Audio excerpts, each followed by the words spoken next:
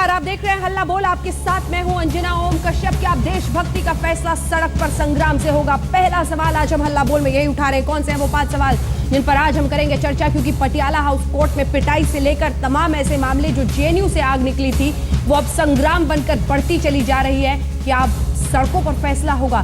कन्हैया की पिटाई करके वकीलों ने देशभक्ति साबित की है क्या? सवाल नंबर 3, देशभक्ति के जोश में सुप्रीम कोर्ट का सम्मान भी क्या वकील भूल गए हैं?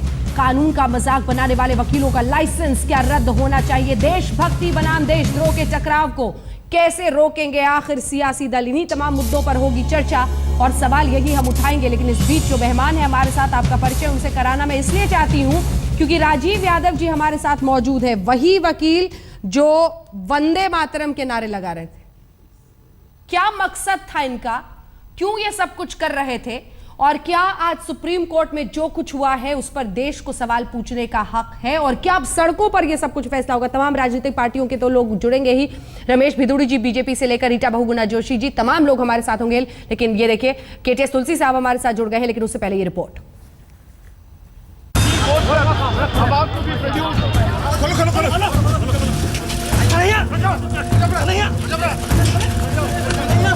जेएनयू की उस रात की नारेबाजी अब सड़कों पर प्रतिरोध की चिंगारी बनकर सुलग रही है। एक बार फिर से कन्हैया की पेशी के दौरान पटियाला हाउस में मारपीट शुरू हो गई। वकीलों ने दूसरे वकीलों को पीटा, पत्रकार पिटे, वकीलों के वेश में कन्हैया के पैरोकार पिटे। खुद कन्हैया पिटते पिटते बचा। किसी तरह से पुलिस ने अदालत में पेश किया, लेकिन हाथापाई हो ही गई। बातों से लड़ने वाले लात, जूते और लाठी लहरा रहे हैं।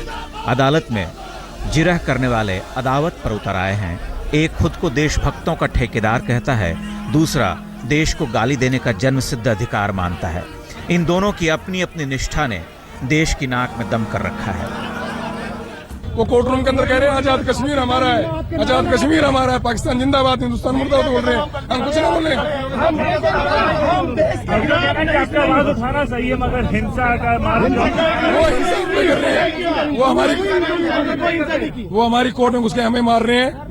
हम उन्हें खदेड़े भी नहीं। ने मेरे को मारा ये बोल के कि ये पाकिस्तान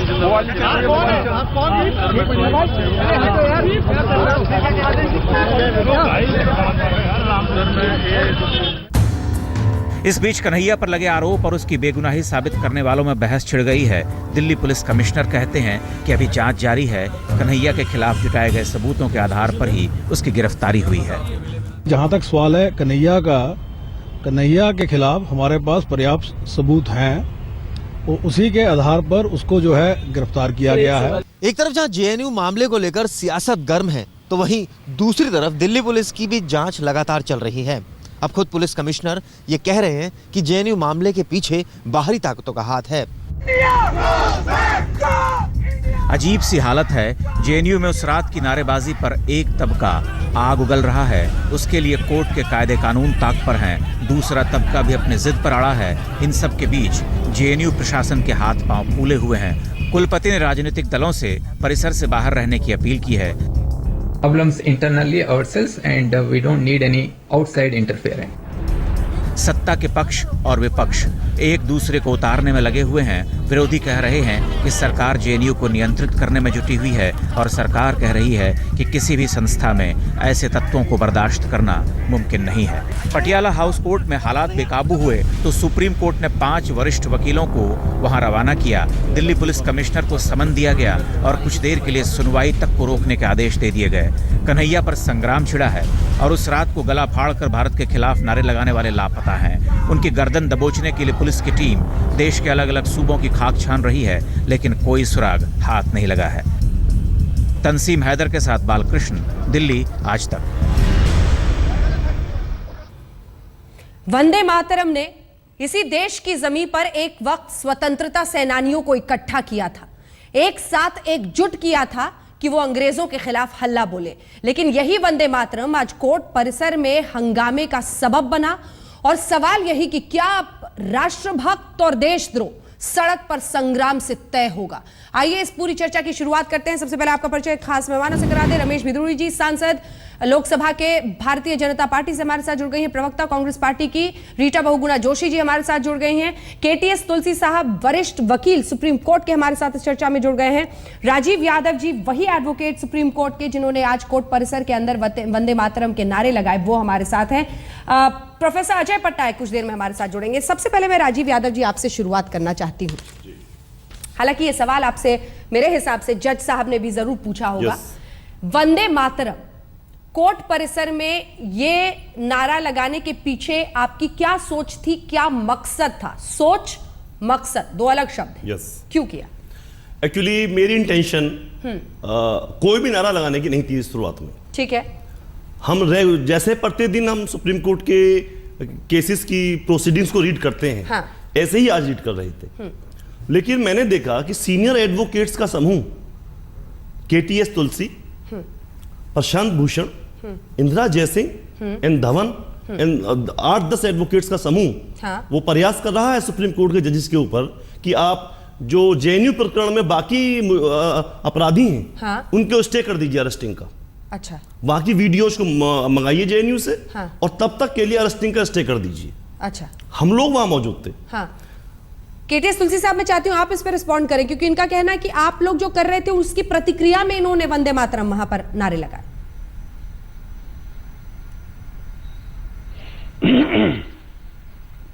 बिल्कुल गलत है। यादव जी ने सुप्रीम कोर्ट से माफी मांगी है कि मेरे से गलती हुई। अभी वो जस्टिफाई कर रहे हैं। ये दोनों विपरीत चीजें हैं। दूसरा, जब बहस शुरू हुई, किसी वकील ने यह नहीं कहा कि अरेस्ट किसी की स्टे की जाए। ये तो हमने पहले ही कह दिया था कि इसमें हमारी कोई जो मुकदमा है वो मुकदमा चलेगा। मुकदमे के बारे में हम कुछ नहीं कह रहे हैं। हम सिर्फ जो जर्नलिस्ट हैं उनकी सेफ्टी के लिए, जो मुल्जिम के वकील हैं उनकी सेफ्टी के लिए, हाँ। और मुल्जिम की सेफ्टी के लिए, हाँ। अदालत में आए हैं। हाँ। और जितनी भी डायरेक्शन है सुप्रीम कोर्ट के ऑर्डर आप देखेंगे, 5 पेज का ऑर्डर है, 11:30 बजे सबको दे दिया गया। उस ऑर्डर में सिर्फ सेफ्टी के बारे में ही जिक्र है। ठीक है, ठीक है। और यादव जी आपकी बात पे कुछ कहना चाह रहे हैं? राजीव यादव क्या नाम है? अजीत राजीव यादव आपकी बात पे कुछ कह रहे हैं? हाँ। प्रशांत भूषण साहब ने बार बार कहा है कि अरेस्टिंग को स्टे कर दिया जाए और वीडियोज को बुलाया, तब कॉल किया जाए जेएनयू से। ये झूठ बोल रहे हैं। नहीं, लेकिन आपने भी तो कोर्ट में माफी मांगी थी ना? बाद में मैंने माफी मांगी ना। मुझे ऐसा बिहेव नहीं करना चाहिए था जजेस के सामने। हाँ, जजेस के सामने। Yes. लेकिन बाहर आकर फिर आप कुछ और बोलेंगे? अब मतलब वो नारा लगाना चाहिए था, नहीं लगाना चाहिए था वहां पे? नहीं, वो मेरा उद्देश्य कोई प्री प्लान नहीं था। हाँ। वो भावनाओं में बहने के वंदे मातरम। प्रशांत भूषण की जो आप बात बोल रहे हैं सीधा पूछे तुलसी साहब से। तुलसी साहब बोलिए, वो सुन रहे हैं आपको। तुलसी साहब, हाँ। प्रशांत भूषण साहब ने जेएनयू के वीडियोज को मंगाने के बाद जी, हाँ, मैं सुन रहा हूं। वीडियोज को मंगाने के बाद तक अरेस्टिंग स्टे के नहीं कहा है। जो बचे हुए एक्यूज्ड हैं जेएनयू प्रकरण में, कन्हैया के बाद जो बचे हुए एक्यूज्ड हैं, बिल्कुल नहीं, बिल्कुल नहीं कहा। आप मीडिया कर्मियों से कंफर्म कर सकते हैं। कोर्ट के अंदर जो मीडिया कर्मी है प्रेजेंट है, आप उनसे कंफर्म कर सकते हैं। आप झूठ बोल रहे हैं तुलसी साहब। आप मीडिया कर्मी वहां मौजूद हैं, मेरे अलावा अन्य मीडिया कर्मी मौजूद, आप उनसे कंफर्म कर सकते हैं। मैं जवाब दे सकता हूं? ठीक है, अब इसका जवाब दें आप तुलसी साहब। ठीक है, जवाब दे लें, वो जवाब दे लें, उसके बाद आगे बढ़ते हैं। मेरे को किसी से कंफर्म करने की जरूरत नहीं है। मैं आपको बताना चाहता हूं कि प्रशांत भूषण ने मेरे होते हुए सिर्फ ये कहा था कि जो सोमवार को पटियाला हाउस में हरकतें हुई हैं उनकी वीडियो मौजूद है, और इसके बावजूद किसी को अरेस्ट नहीं किया गया, ये कहा था। ठीक है, आप बिल्कुल उसको मिस इंटरप्रेट कर रहे हैं। मैं यादव जी, जल्दी से आप अपनी बात बोल लीजिए। मैं यादव जी आपसे दूसरा सवाल पूछना चाह रही हूँ। जो पत्रकार मौजूद हैं कोर्ट के अंदर, परिसर के अंदर, आप उनसे कंफर्म कर सकते हैं। ठीक है, हम कंफर्म करेंगे। आप मेरी बात का जवाब दीजिए। फिर तो आप ये जो बाहर में कोर्ट के परिसर के बाहर भी हंगामा हो रहा है, इस सब को भी आप जस्टिफाइड मान रहे होंगे, सही मान रहे होंगे? यस। ये हंगामा सही है? यस। क्यों सही है ये? मैम, देश के गृह मंत्री का बयान है, हाँ, कि आईबी का इनपुट है, हाँ, लश्कर-ए-तौबा इस सारे हंगामे को ऑपरेट कर रहा है। हाँ, तो आप ये जो काला जैकेट पहनकर और सफेद शर्ट पहन के इस देश में कानून के हिफाजत के लिए जाते हैं, आप कहेंगे कि कानून को अपने हाथ में लो? आज दिल्ली पुलिस, सर जवाब दीजिए ना, हाँ या ना बोलिए, आप भाग क्यों रहे मेरे सवाल से? आपने जो ये ब्लैक जैकेट और सफेद शर्ट पहनी हुई है, Yes. कानून की हिफाजत करने के लिए आप पहुंचते हैं इस देश की अदालतों में, Yes. आप कहेंगे कि सड़कों पर हम कानून को अपने हाथ में लेंगे, हंगामा सही है? मैम हाँ ये या ना? हाँ या हंगामा ना? सही है मैडम, हंगामा सही है? Yes. आप तोड़ेंगे कानून को इस देश में? हम कानून नहीं तोड़ रहे, हम देश की रक्षा कर रहे हैं मैडम। हाथापाई आपको समझ नहीं आता है कि इस देश के कानून को तोड़ना है? आप कैसे फिजिकली किसी को कैसे पकड़ सकते हैं, किसी की कॉलर तक कैसे पहुंच सकते हैं आप? मैडम देश के कानून में ताकत ही नहीं है, एविडेंस नहीं होगा इनके फेवर में। ओह। इट्स द रियलिटी को। अच्छा, कानून इस देश में कमजोर है? यस, कानून कमजोर है। हाँ, तो इसलिए आप जाएंगे, आप पत्रकारों को, उसकी लेडी proceedings में 10 साल लगते हैं एक मैडम। सेकंड, जब आप जस्टिफाई कर रहे हैं इस हिंसा को, तो आप कह रहे हैं कि यानी फिर हम जाएंगे, लेडी पत्रकारों को पकड़ेंगे, उनको हम रफ अप करेंगे, हमको जो करना होगा नहीं, करेंगे। पत्रकारों के लिए मैंने हंगामे- नहीं कहा है। क्यों? एंटी नेशनल अच्छा, एलिमेंट्स तो के चेहरे लिए। पे लिखा होता है पत्रकार। No no, anti national elements के लिए मैं क्या बोल बात कर रहा रहे हैं हूं। सर? आप एंटी नेशनल कैसे किसी को बता सकते हैं? कैसे आप चेहरे से आंख में कौन सी दिक्कत होती है, चेहरे में, नाक में क्या है जिससे आप पकड़ लेते हैं कि ये देशद्रोही है, एंटी नेशनल है? देखिए, जो पर्सन जो एफआईआर में नेम्ड है वो एंटी नेशनल एलिमेंट है। इतने लोग जो वहां पहुंच रहे हैं सब एंटी नेशनल हैं? क्या बात कर रहे हैं सर आप? नहीं, सभी नहीं, आप जो सुप्रीम कोर्ट पत्रकार के लॉयर हैं सर? सब जो एफआईआर राजीव में। यादव जी, आप इस देश की सुप्रीम कोर्ट के लॉयर हैं। यस सर, मैं आपसे पूछना चाहती हूं कि कैसे आप पहचानते हैं कि ये देशभक्त है, ये देशद्रोही? जो एफआईआर में नेम्ड है वो देशद्रोही है। मतलब जो आप एफआईआर में नेम्ड आदमी को पकड़ के खोज खोज के उनको पीटे और वो हंगामा सही है, ये कह रहे हैं? अब आप सोचिए तो, आप क्या कह रहे हैं? आप उलझ गए हैं, आपके पास अब कुछ नहीं है कहने को। आप लोग ये हंगामा कर रहे हैं सड़कों पर, आपको पता नहीं है कि आप देश के कानून को अपने हाथ में ले रहे हैं, और उसके बाद टेलीविजन स्टूडियो में बैठ के कह रहे हैं कि ये हंगामा सही है, पूरा देश सुन रहा है, लेकिन आप क्यों नहीं सुन पा रहे हैं इसको? रमेश भिदुड़ी जी जवाब दीजिए। नहीं, आप वाक कटुता के अंदर थोड़ी निपुण हैं, वो एडवोकेट हैं, उन्होंने कोई मारपीट की भाषा नहीं की। मैं राजीव जी को कोई सपोर्ट नहीं कर रहा हूं, लेकिन राजीव जी ने अगर वंदे मातरम बोला है तो उस प्रकार की परिस्थितियों का वो जवाब दे रहे हैं। रमेश जी, मुझे रमेश जी पूरे विनम्रता से, रमेश जी पूरे विनम्रता के साथ, सर निपुणता का सर्टिफिकेट मुझे आपसे नहीं चाहिए। मैं तो बहुत सीधे और मौलिक सवाल, ये सुप्रीम कोर्ट के लॉयर है साहब, इनसे बहुत सीधे और स्वच्छ सवाल पूछ रही थी सर। एक सेकंड, नहीं, मैं तो उनसे सवाल पूछ रही हूँ सर। वो साफ कह रहे हैं कि हंगामा सही है, मत डिफेंड कीजिए। कोर्ट के अंदर कह रहे हैं हंगामा सही है, मत डिफेंड कीजिए इसको। रमेश भिदुड़ी जी, लोगों ने आपको वोट देकर देश की संसद में पहुंचाया है। मैं उनको हंगामे की बात नहीं बता रहा हूं, मैं उनके वर्जन की बात में कह रहा हूं कि उन्होंने जो अपनी बात रखी है उस प्रकार की, जो मेरा तो परिचय भी नहीं है उनसे, पर उनकी बातों से निकल के आ रहा है कि उस टाइम की जो हालात थे उसके अनुसार अगर उन्होंने वंदे मातरम बोला है कोर्ट के अंदर, संविधान की मंदिर में, तो उन्होंने उसके लिए सॉरी फील की है, वो कह रहे हैं इस बात को लेकर। लेकिन आप ये कहिए ना इस बात को लेकर, जवाहरलाल नेहरू विश्वविद्यालय के अंदर जो लीडिंग यूनिवर्सिटी है उसमें को भारत के टुकड़े करने की बात करेगा, और सो कॉल्ड प्रशांत भूषण जी जैसे, तुलसी जी जैसे लोग जो अफजल गुरु की फांसी को रुकवाने के लिए 1 बजे पहुंचे थे, ये लोग शेल्टर देते हैं ऐसे लोगों को जो देशद्रोही बात करने की बात करते हैं। 100 करोड़ की जनता को ये लोग भड़काने की कोशिश करते हैं छोटी मीडिया में अपनी पॉपुलैरिटी गेन करने के लिए। ये इंदिरा टाइप की जो एडवोकेट्स हैं, ये प्रशांत भूषण जैसे, और आम आदमी पार्टी में रहकर प्रशांत भूषण जी, तुलसी जी ने क्या कहा है और उनके लीडर ने इनको क्या जवाब दिया है, इनको इस बात की चिंता करनी चाहिए। सबसे पहले देश के ठेकेदार भक्त ये बनते हैं। उसकी चिंता और इस ठेकेदारी पर मैं उनसे सवाल भी करूंगी, लेकिन मेरे एक सवाल का जवाब दे दीजिए। हम तो आपकी तरफ देख रहे हैं रमेश भिदुड़ी जी, आप सत्ता में हैं, दिल्ली में 7 के 7 सांसद बीजेपी के चुने गए हैं, हम तो आपकी तरफ देख रहे हैं। आपके विधायक ओपी शर्मा जैसे लोग भी क्या आप कानून में बिल्कुल विश्वास भूल चुके हैं, भरोसा उनका उठ चुका है, तभी हाथापाई कर रहे हैं सड़कों पर, आपके कार्यकर्ता हाथापाई कर रहे हैं कोर्ट के बाहर? आप बताइए, आपके विधायक ओपी शर्मा ने। अंजना जी, अंजना जी, हाँ रमेश, अंजना जी, इस देश का दुर्भाग्य है, जो राष्ट्रवादी की बात करेगा उसको आरएसएस का बताया जाएगा, जो राष्ट्रभक्ति की बात करेगा उसको बीजेपी का बताया जाएगा। आप कैसे कह सकते हैं वो पटियाला उसमें सब आरएसएस के बीजेपी के कार्यकर्ता हैं? आप ये कैसे कह सकते हैं? किसी के मुंह पे लिखा हुआ है क्या? अब इस देश में जो राष्ट्रभक्ति की बात करेगा उसको आरएसएस का बताया जाएगा। रीटा जी, इसका जल्दी से छोटा सा जवाब, जिसके बाद मुझे ब्रेक पर जाना है। बात करनी छोड़ दे। रीटा जी का रिस्पॉन्स इस पर जल्दी से, जिसके बाद ब्रेक पर जाएंगे। रीटा जी, देखिए, बड़े अफसोस की बात है जो मैंने अभी ये वकील साहब को बोलते हुए सुना।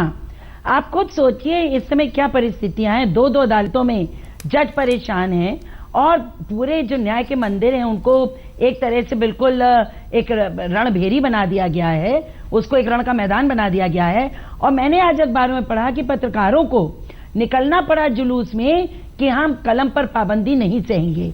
ये हमारे लोकतंत्र का चौथा स्तंभ है। कलम पर पाबंदी के लिए नहीं था रीटा जी, कलम पर पाबंदी के खिलाफ नहीं था रीटा जी, कलम पर पाबंदी के खिलाफ नहीं था वो कोर्ट परिसर में पत्रकारों पर जो हमला किया कथित रूप से, जिसमें कुछ बीजेपी के कार्यकर्ता भी थे और कई सारे वकील भी थे। वकील का लिबास जरूर था, लेकिन सवाल वही है कि क्या अब इस देश में देशभक्त कौन है, देशद्रोही कौन है, ये सड़कों पर तय होगा। वंदे मातरम ने देशद्रोह पर सड़क संग्राम, तो दूसरी तरफ देशभक्ति का भी सर्टिफिकेट जो दिया जा रहा है। सवाल यही है, तस्वीरें देखिए अब जेएनयू से बाहर कैसे जादवपुर यूनिवर्सिटी में बीते दिन आपने देखा होगा शाम में देश के खिलाफ, कश्मीर की आज़ादी की बात, मणिपुर की आज़ादी के साथ देश विरोधी नारे लगाते हुए यहाँ पर दिखे थे। और अब कोलकाता में इसी बात पर जादवपुर यूनिवर्सिटी में ही छात्र आपस में भिड़ गए हैं। एक तरफ वंदे मातरम के नारे लग रहे हैं देश का तिरंगा लिए, दूसरी तरफ ये विरोध है उन छात्रों का जिन्होंने बीते दिन देश के खिलाफ नारेबाजी की थी। ये संग्राम सड़क तक तो पहुंच ही चुका है, लेकिन डिबेट हम स्टूडियो में कर रहे हैं। लौटते हैं देशद्रोह पर सड़क संग्राम, और यही संग्राम अब जेल के बाहर भी। जी हाँ, बड़ी खबर इस वक्त आ रही है जो आप देख रहे हैं, जिसमें बताया ये जा रहा है कि कन्हैया अपने सेल तक, लॉकअप तक नहीं जा सका है, क्योंकि वहां पर भी वकीलों ने, करीब 100 वकीलों ने उसे घेर लिया है। कन्हैया अपने लॉकअप तक नहीं जा रहा है, नहीं पहुंच पा रहा है, पुलिस इसे लेकर नहीं पहुंच रही है, क्योंकि वहां पर भी 100 वकीलों ने उसे घेर लिया है। अब सवाल यह है कि कोर्ट परिसर से लेकर जेल परिसर तक आखिर ये किस तरह का संग्राम चल रहा है। क्या वकीलों ने जिस तरह का व्यवहार वहां पर किया या फिर यहां किया, उसे सही ठहराया जा सकता है।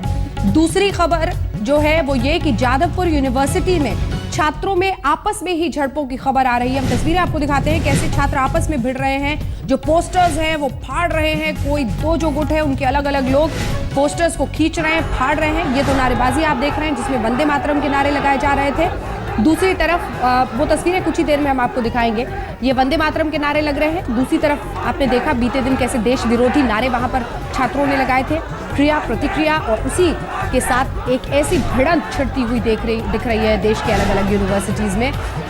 हमारे साथ इसी यूनिवर्सिटी, जादवपुर यूनिवर्सिटी से ही जूबी इस विषय पर जुड़ रही हैं, जिनसे हम चर्चा करेंगे। मैं अब अन्य मेहमानों के पास आने से पहले जूबी एक बार आपके पास आना चाहती हूँ। सवाल यह है कि जादवपुर यूनिवर्सिटी में जो ये जेएनयू के बाद एक अलग किस्म की जंग छिड़ गई है, और कन्हैया के विरोध के नारे से शुरू होता है, उसकी गिरफ्तारी के विरोध के नारे से, और बोलते बोलते फिर आप लोग देश के खिलाफ, कश्मीर के खिलाफ, मणिपुर की आजादी की बात करने लगते हैं। इसको कैसे देश स्वीकार करेगा? जूबी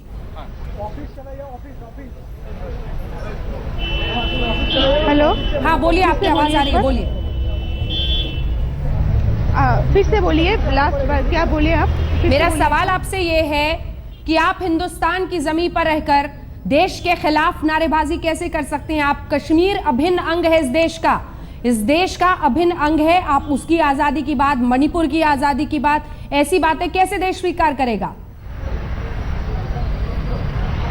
देखिए, हम लोग कल जो स्लोगन दिए थे, कल हम लोग जो आवाज उठाए थे, कश्मीर के आजादी के पक्ष में स्लोगन उठाए थे। स्लोगन इसलिए उठाए थे क्योंकि जेएनयू में जो मूवमेंट चल रहा है वो मूवमेंट शुरू ही हुआ था कश्मीर की आजादी के डिमांड से शुरू होकर।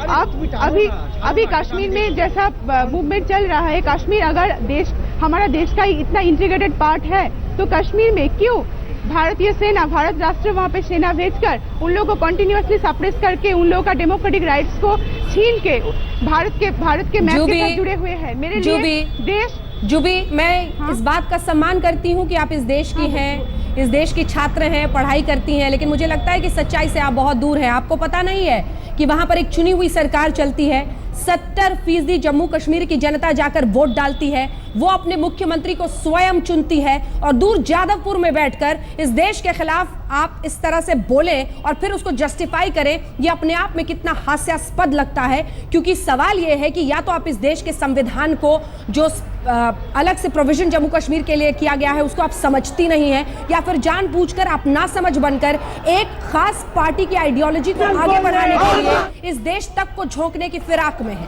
देखिए, कश्मीर का आजादी का स्लोगन, कश्मीर का आजादी मेरा डिमांड नहीं है, कश्मीर का आदमी, कश्मीर का जनरल पीपल्स मांगता है आजादी। क्यों नारे लगाते हैं? देखिए आप मुझसे बात करते ही 2 बार तो पलट चुकी। पहले आप कह रही हैं मांगता है आजादी। कश्मीर, मैं बार बार यही बोलना चाह रही हूँ, कश्मीर का जनरल पीपल मांगता है आजादी। अगर फ्रीडम, इंडियन फ्रीडम के बाद अगर कश्मीर में जो रेफरेंडम होने वाला नहीं, मैं आपसे पूछती हूँ, भारत सरकार ने क्यों, मैं आपसे पूछती हूँ जूबी, मैं आपसे पूछती हूँ, क्या इस देश में सामाजिक और देशभक्ति की जिम्मेदारी सिर्फ उन सिपाहियों की है जो देश की सरहद पर बैठते हैं, या आपकी भी कोई जिम्मेदारी बनती है इस देश के प्रति? क्या आपको पता नहीं है? क्या आपको पता नहीं है? क्या आपको पता नहीं है? हमको बोलने दीजिए, आपको पता नहीं है? बोलने दीजिएगा तो मैं बोलूंगी। मैं आपसे आपकी आवाज सुनूंगी, लेकिन उससे पहले आप सवाल पूछ लीजिए। सवाल सुन लीजिए। सवाल यह है जूबी कि आप देश में हिफाजत से रह सकें, मणिपुर से लेकर कश्मीर तक शांति बनी रहे, इसीलिए इस देश के हजारों लाखों सिपाही सरहद पर तैनात रहते हैं। आप उसका मजाक उड़ा रही हैं ऐसी बातें करके। शांति क्या आप ये बोलिए कि कश्मीर में, मणिपुर में शांति विराज करने के लिए arm force special power act आफ्पा आईन लागू करके हर एक दिन वहाँ पे खून होता है, हर एक दिन लड़कियों पे अत्याचार होता है, धर्षण होता है, वहाँ पे किडनैप होता है। क्या ये है एक शांति, एक इंडिपेंडेंट कंट्री का पिक्चर? जूबी, मुझे लगता है आपकी बात सुन ली हमने। जूबी, आपकी बात हमने सुन ली है। हम तस्वीरें दिखा रहे हैं आपको तस्वीरें दिखा रहे हैं बीती शाम की, जब आप भी सड़क पर निकलकर नारेबाजी कर रही थी। जूबी, मेरा सीधा सवाल आपसे यह है कि आपने अपने लिए, अपने जीवन के लिए गलत मकसद चुना है, क्योंकि यह मकसद इस देश के खिलाफ है और ऐसी आवाजों के लिए जो देश के खिलाफ है जगह नहीं है। मतभेद हो सकते हैं, लेकिन आप इस देश की संप्रभुता और आजादी को चुनौती नहीं दे सकती हैं। ये अधिकार आपको इस देश का संविधान नहीं देता है। अन्य मेहमान हमारे पास है, अब उनका हम रुख करते हैं। सवाल यह है रीटा बहुगुणा जोशी जी कि जब आप जैसे लोग या फिर तमाम पार्टियां खुलकर इस आग में घी का काम करती हैं, तो फिर ऐसे देश विरोधी ताकतों को लगता है कि हमारा मनोबल बढ़ रहा है। इस देश में एक सरकार है जो बहुत प्रचंड बहुमत से आई है, और जब से ये सरकार है तभी से सब क्यों हो रहा है? क्यों पूरे हर देश के हर शहर में लड़ाई हो रही है? देखिए, इस समय ऐसे तत्व आगे आ गए हैं जो ना इस देश के संविधान को मानते हैं, ना इस देश के कानून को मानते हैं। जब वकील ये कहते हैं कि हमको अधिकार है पीटने का, और कौन सा वकील क्या जिरह करेगा ये तय करेंगे कि कौन वकील जज से क्या बोलेगा, और नहीं बोलेगा तो आप उसकी पिटाई करेंगे। आप अगर पत्रकार, आप वहां पर कोर्ट में जाते हैं तो आप उनके साथ बदसलूकी करेंगे। आपके जो एबीवीपी के लड़के हैं वो पुलिस के साथ घुस घुस के एक हॉस्टल के कमरे में बताएंगे कि राष्ट्रद्रोही है, ये राष्ट्रभक्त है, और यही लोग ये तय करेंगे कि हैदराबाद में कौन सी जांच में रहेगी, ये तय करेंगे कि IIT मद्रास में, चेन्नई में पेरियार स्टडी सर्कल चलेगा कि नहीं। देखिए, षड्यंत्र है पूरे देश को बांट देने का, वैचारिक धरातल पर बांट देने का, इसको संप्रदाय के आधार पर बांट देने का खतरनाक खेल खेल रहा है संघ परिवार। इससे बचाने की जरूरत है। आपके नहीं? रीटा जी आपकी बात मैं समझ गई। मैं आपकी बात समझ गई। वैचारिक से पूछिए कि एक चवन जी, बस एक सेकेंड, एक चवन एडवोकेट हैं जिनका हमने आज पढ़ा है, उन्होंने 2 दिन पहले से तैयारी शुरू करी थी। देशभक्तों इकट्ठे हो जाओ, कोर्ट में आओ, इन लोगों को आने, ये लोग प्री प्लान था कि आज हम पीटेंगे, मारेंगे। देखिए, इस तरह से वकीलों का काम, इनके खिलाफ केसेस रजिस्टर होने चाहिए, और पुलिस के जिन अधिकारियों ने अपनी ड्यूटी नहीं निभाई उनके खिलाफ भी कार्रवाई होनी चाहिए। चलिए, ठीक है, और मैं ये सवाल इनसे पूछूं, स्वच्छता को बचाइए। इस तरह की लड़ाइयां कराने से क्या लाभ मिल रहा है हमारे देश को? ठीक है, मैं ये सवाल आपका इनसे पूछूंगी, लेकिन उससे पहले मैं चाहती हूँ रमेश भिदुड़ी जी, जूबी जी से अगर आप कुछ बोलना चाहते हैं, पूछना चाहते हैं तो पूछ सकते हैं। भिदुड़ी साहब जो बोल रहे थे। मैं जूबी जी से पूछना चाहता था कि ये कभी कश्मीर गई है? कभी इन्होंने देखा कश्मीर के अंदर क्या अत्याचार महिलाओं पे हो रहा है? इनको जानकारी ने? कभी कश्मीर एक चुनी हुई सरकार बैठी है, वहां एक शासन है, प्रशासन है, मुख्यमंत्री है, ये गई है कभी? इन लोगों को माइंड वॉश करके, फ्रेश करके बच्चों को। और ये कांग्रेस के नेता रीता बहुगुणा अभी भाषण दे रही थी बैठे बैठे। मैं रीता बहुगुणा से पूछना चाहता हूं, अगर देशभक्ति की बात करेंगे तो आरएसएस के लोग हो गए, अगर इस देश की संस्कृति की बात करेंगे तो ये कहेंगे हम ठेकेदार हो गए, और देश की संस्कृति की बात नहीं करेंगे, इस देश के बाकी लोग करेंगे तो बीजेपी के हो गए। तो इनको चिंता करनी चाहिए रीता बहुगुणा जी पर। मैं पूछना चाहता हूं, राहुल गांधी जाकर जेएनयू में क्या लेने गए थे? राहुल गांधी जाकर कहते हैं कि निर्दोष लोगों को गिरफ्तार किया जा रहा है, देश के टुकड़े करने के नारे लगाने वाले लोग, उनको कांग्रेस सपोर्ट करेगी, डी राजा सपोर्ट करेगा, सीताराम सपोर्ट करेगा। तुम लोग इस देश को लूटते रहे 60 साल तक, तुम इस देश को लूटते रहे। इस देश में भ्रष्टाचार का आतंक बोल दिया तुम लोगों ने। तुम्हें राष्ट्रवाद पची नहीं रहा नहीं इस देश का शासन, राष्ट्रवाद तुम्हें वो पची नहीं है रहा जो तुम्हें हमारे शासन। संघ संविधान बीच में में कहां से आ गया? संघ के लोगों ने नारे लगाए थे क्या? संघ बीच में कहां से आ गया? संघ ने नारे लगाए थे क्या? संघ बीच में कहां से आ गया? संघ बीच में कहां से आ गया?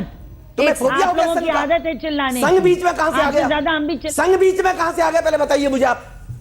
संघ बीच में कहां से आ गए बताइए पहले आप।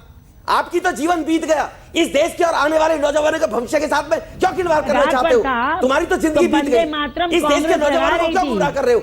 आप तो पिछलग्गू थे। वंदे मातरम इस देश का, वंदे मातरम इस देश की पहचान है, वंदे मातरम इस देश की तहजीब है। अगर वंदे मातरम आप लोग देश को बर्बाद करने में लगे हैं, आप देश को बर्बाद करने में लगे हैं। तभी तो लोगों ने आप नहीं चाहते कि देश मौलिक विषयों पे बात जमीन में करे, दबा दिया तुम लोगों को। तुम 400 से 40 रह गए, 400 से 40 रह गए, चिंता करो। काला धन पे बात 400 से 40 रह गए, चिंता करो।